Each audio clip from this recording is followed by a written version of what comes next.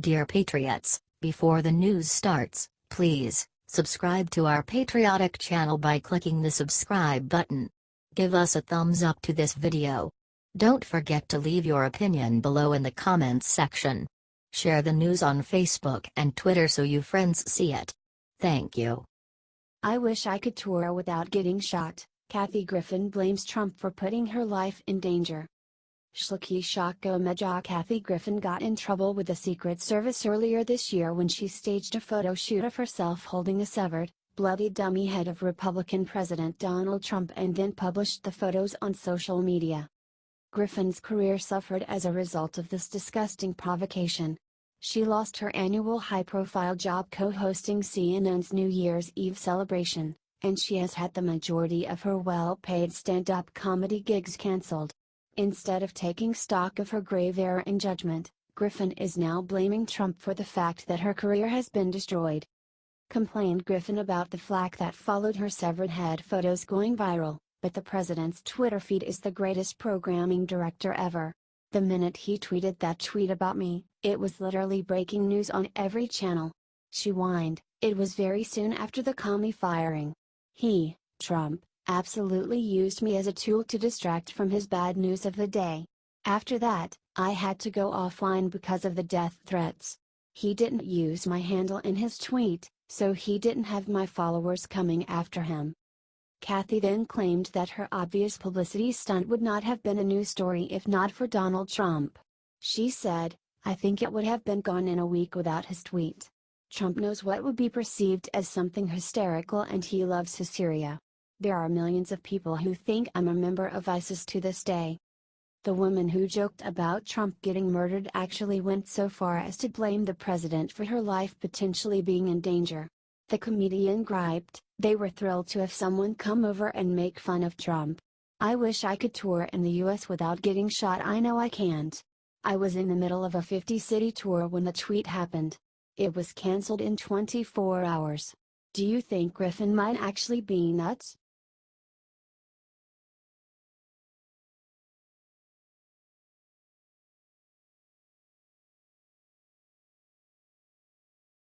Whitlock calls ungrateful basketball father LeVar Ball a black stereotype and brutal speech.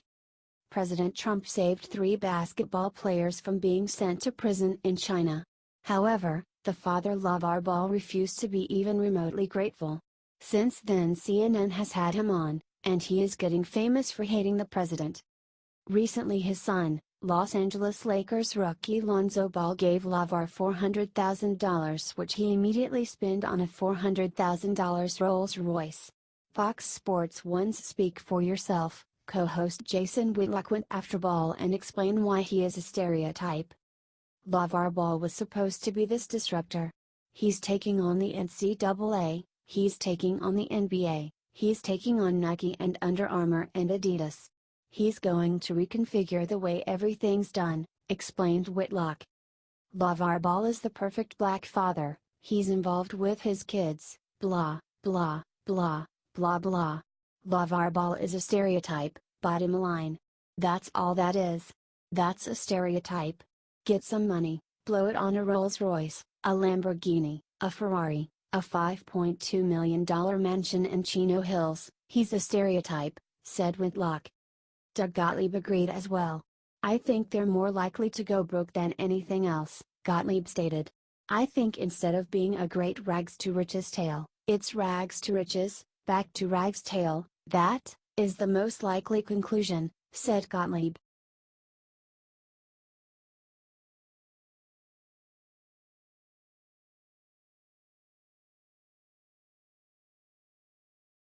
Obama straight up calls President Trump a Nazi and CNN celebrates. While other former presidents have resigned and stayed out of politics after their terms were over, Obama is going out of his way to insult President Trump. In a speech about Donald Trump, Obama began referencing how society fell apart in 1930s Germany. You have to tend to this garden of democracy, otherwise, things can fall apart fairly quickly. And we've seen societies where that happens, said Obama. And then 60 million people died. An entire world was plunged into chaos. So you've got to pay attention and vote, said Obama. In an interview with CNN's Jake Tapper, former White House chief strategist David Axelrod defended Obama's comments. David, let me start with you. In the past few weeks, President Obama, I think it is fair to say, has been increasingly vocal in his criticisms of President Trump, not just about policy, but also about the tone and tenor. Recently he invoked Nazi Germany in reference to the current political climate. Does President Obama see a danger in the Trump presidency? Asked Tapper. What you see now is a president who delivers hammer blows again and again to fundamental institutions of our democracy and adds to cynicism about our democratic institutions. And I think that's what President Obama was speaking to. And President Bush has spoken to it as well. Policies change, views are different, that's part of the system. But our institutions have to be sustained. And that is something that this president doesn't always appreciate, responded Axelrod.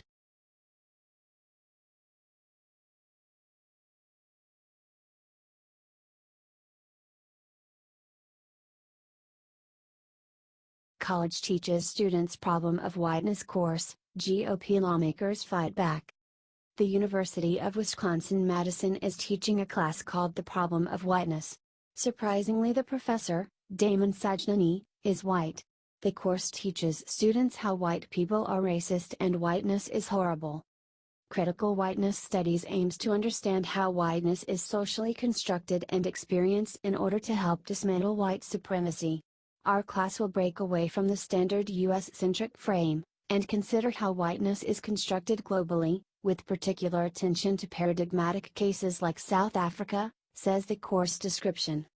Whereas disciplines such as Latino, African, and Asian American studies focus on race as experienced by non-whites, whiteness studies considers how race is experienced by white people. It explores how they consciously and unconsciously perpetuate institutional racism and how this not only devastates communities of color but also perpetuates the oppression of most white folks along the lines of class and gender, says the description. In this class, we will ask what an ethical white identity entails, what it means to be #woke, and consider the journal Race Straighters motto, "Treason to whiteness is loyalty to humanity," it says. Several GOP lawmakers are speaking out against the class. I am extremely concerned that UW-Madison finds it appropriate to teach a course called, The Problem of Whiteness, with the premise that white people are racist, said Wisconsin State Representative Dave Murphy. Murphy also claimed that the teacher condones violence against law enforcement and compares white voters to the KKK.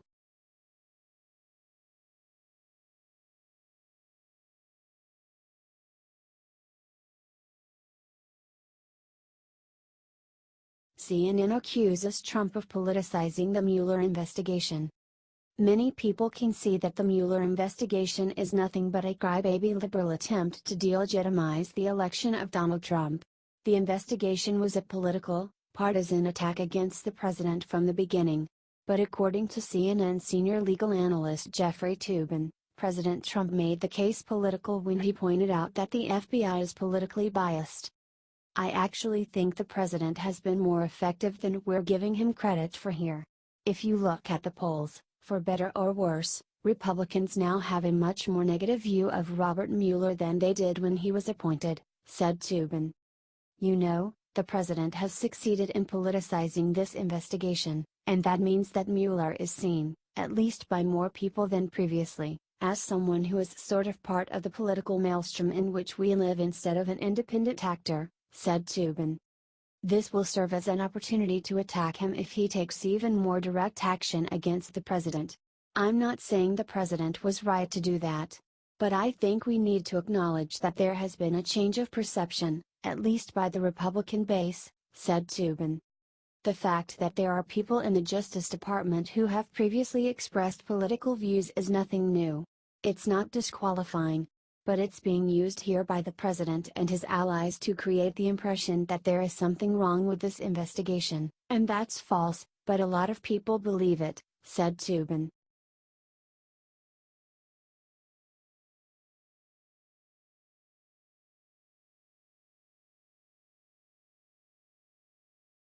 Al Sharpton calls Trump a symbol of northern bigotry, then he got hit with truth about himself. Loudmouth opportunist Al Sharpton recently made a guest appearance on MSNBC show Morning Joe, and quickly started in on his favorite ratings-grabbing, cheap-shot activity of trying to bash Republican President Donald Trump. Claimed knee-jerk race-baiter Sharpton baselessly about the president, he never left the Queen's way. He and his father were sued for racial discrimination for who they would rent apartments to. So when you read in the New York Times, him being quoted by two sources saying all Haitians have AIDS, Nigerians won't go home to their huts if we let them in the country, it speaks of a man that we in New York knew at various times. He went on, now, he and the White House has denied it, but it's certainly not out of the character of what he has said and done. He led the fight that wanted to give the death penalty for 5 guys in Central Park that did this egregious despicable act of rape. They ended up not doing it. Many of us said it was questionable. He still said give them the death penalty. That's who he is.